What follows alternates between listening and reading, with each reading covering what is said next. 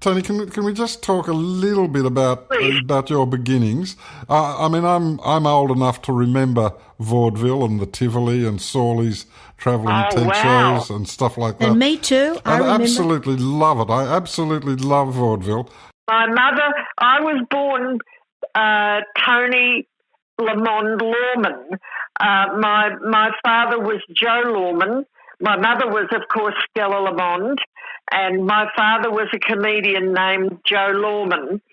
And they didn't work together. They worked.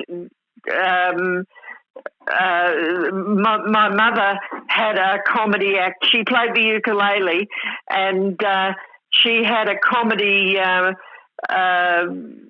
The person she played, the girl from Whoop Whoop, and Joe was overweight. I think I've inherited a lot of that, and he was overweight and wore.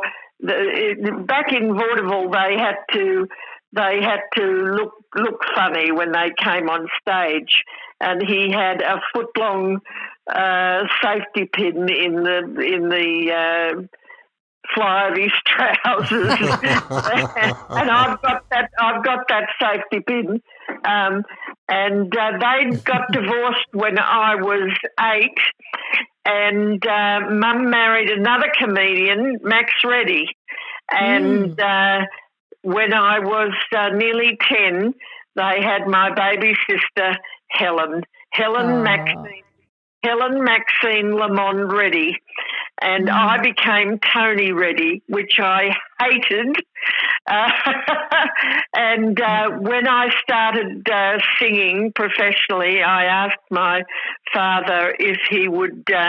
I asked my mother and father if I could be Toni Lamond rather than Tony Reddy, and Max's face darkened, and he looked at baby Helen, and he said, "Well, Helen, when she grows up, she'll make my name famous." Little did we know. Oh yeah.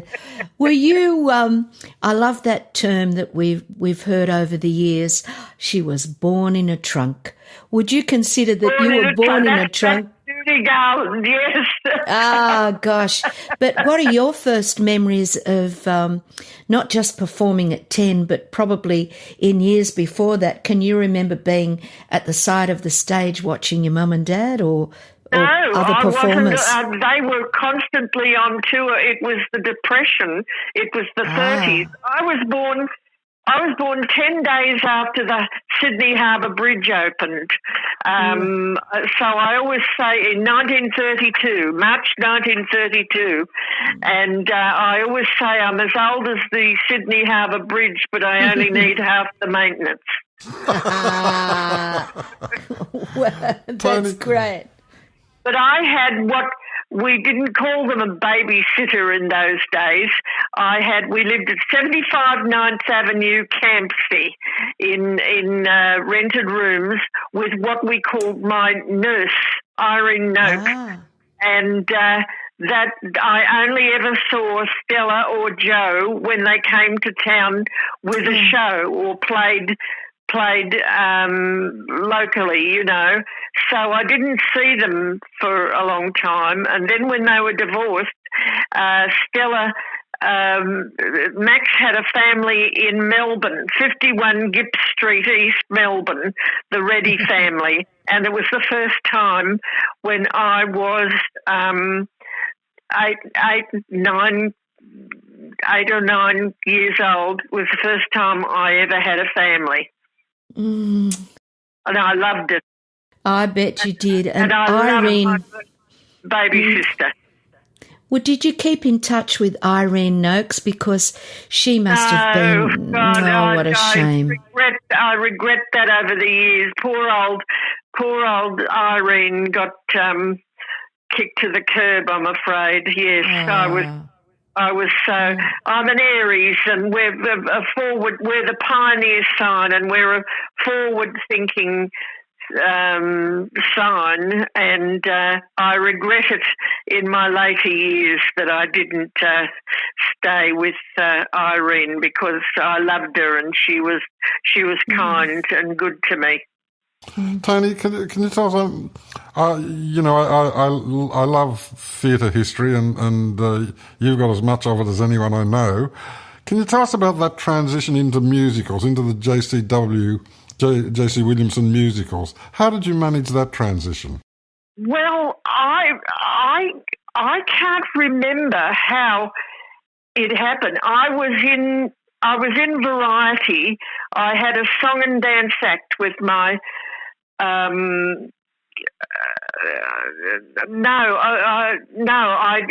had been working and together and pardon me. Tommy Trinder. I worked at the Tivoli with Tommy Trinder, and Just audition. Pardon me. Just auditioned for the Pajama Game.